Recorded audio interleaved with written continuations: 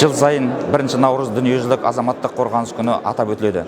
Биыл бұл іс-шара тәуекелдерді бағалаудағы ақпараттық технологиялардың рөлі атты ұранымен өткізіліп жатыр. Жандағы адамдарды қалай құтқаратыны бойынша, өзін сол төтенше жағдайлардан қалай алып шығуы бойынша Астана қаласы төтенше жағдайлар департаментінің қызметкерлерімен сабақтар өткізіліп жатыр.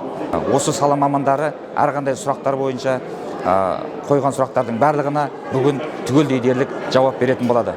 Сонымен қатар сыртта біздің өрт сөндіру техникалары, төтенше жағдайларға шығатын техникалардың барлығы далада бүгін көрмеде тұр.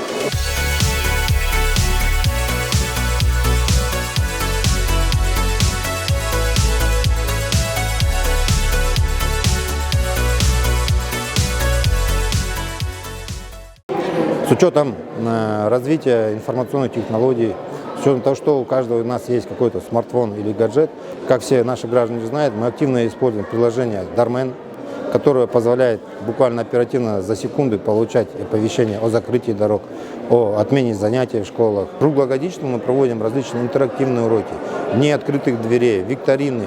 Особый упор мы делаем именно на подрастающее поколение.